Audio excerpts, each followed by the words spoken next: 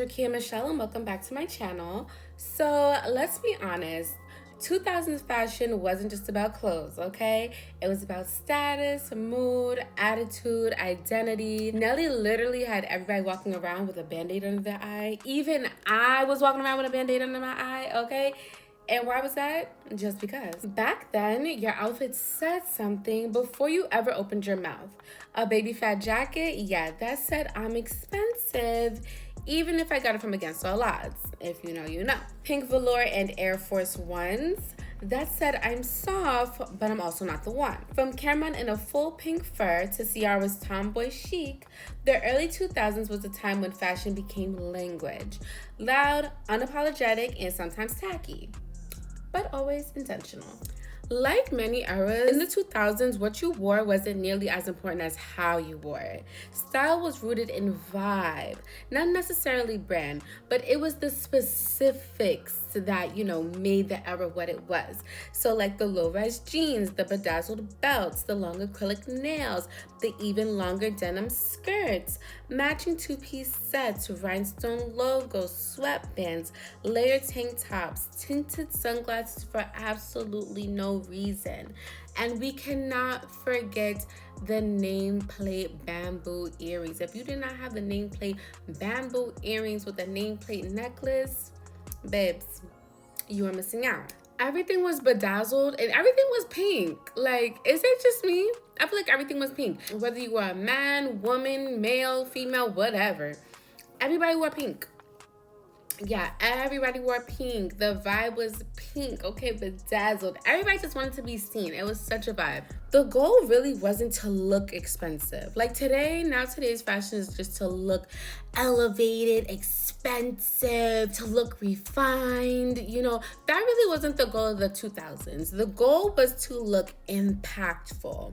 And if you walked into a room and didn't turn at least 3 heads, yeah, you could pack it up, go home, and change, okay? Because in the 2000s, your outfit wasn't just an outfit. It was an announcement. That's very different from this era. I feel like a lot of the fashion that we have in this era is fast fashion. So a lot of people wear the same clothes. It's a lot of muted colors. And I'm not throwing shade on the muted colors, okay, in the refined style. Listen, I don't show my face on this app, but listen, I'm guilty of it. I definitely wear muted colors.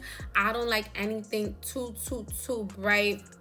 None of that. I'm a strictly black, white, browns, a type of girl. But I make it work. That's what works for me.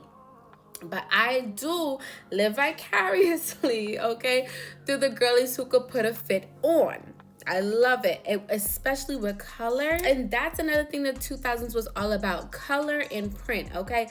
Pink, purple, neon, cheetah, leopard. The girls were giving all types of color and print. The outfit wasn't sealed, again, unless you had some bling, okay? Whether that was from the glasses, the jewelry, the nameplate, necklace, essential, okay? And let's be clear, Black culture was 2000s fashion, period. Not inspired by it, not loosely adjacent to it, it was it. The silhouettes, the color palettes, the attitude, all of it came from Black people turning resourcefulness into runway energy, aka turning lemons into lemonade.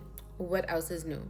Take Cameron, for example, okay? Head to toe pink, fuzzy fur, flip phone to the ear.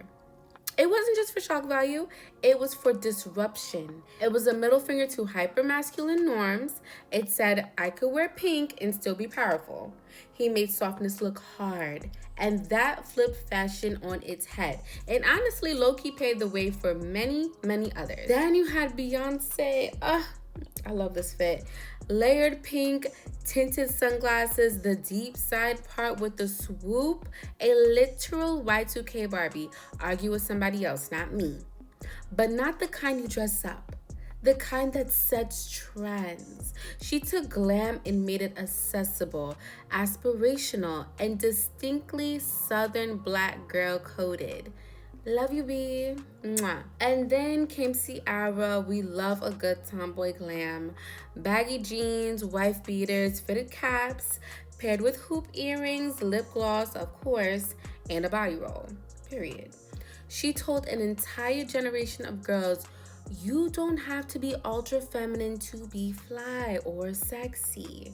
Her look said you can dance hard, dress hard, and still have feminine energy. That duality, it lived in every outfit.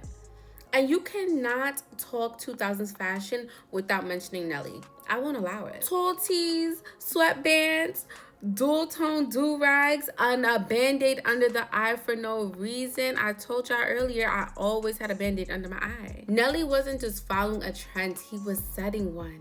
And you know what? I followed it gladly. His style truly repped St. Louis. It was regional pride through wardrobe. And it was giving, I'm not from LA or New York. And that's exactly the point. These artists weren't just getting dressed. They were storytelling through fashion. Every baggy jean, every nameplate necklace, every Air Force One was a cultural signal. A signal of blackness, a signal of gender expression, because not everyone wanted to conform. A signal of regional flavor, the South, the Midwest, the East Coast, each with its own aesthetic code. This is not just fashion, this was cultural literacy. Let's get into it. And the world copied it, watered it down, mass produced it, but at the core, it was Black creativity wrapped in denim, rhinestones, and audacity. And you know, it wouldn't be a video by Ricky and Michelle if I did not bring in the psychological component of it. So let's talk about it. What we don't talk about enough is that fashion in the 2000s was survival. For many of us, dressing loud was a way to be seen in a world that tried to make us feel invisible. If you couldn't afford therapy, you expressed yourself through your Jordans. And if the world was going to stereotype you anyway, you made sure to show up loudly, fabulously, and in control of your image. Fashion became an armor, a shield against judgment, and a silent form of resistance. We may have looked, extra at times, but that extra was everything. And now it's coming back. Not so much with millennials, but more so Gen Z. Gen Z is definitely remixing Y2K fashion. TikTok is glorifying it. The velour, the crop tops, the micro minis, they're all back on runway and timeless. But here's the thing, they don't always know the why behind the aesthetic. 2000s fashion came from Black girls and boys in inner cities, in music videos, in hair salons, in school hallways, styling themselves out of thin air.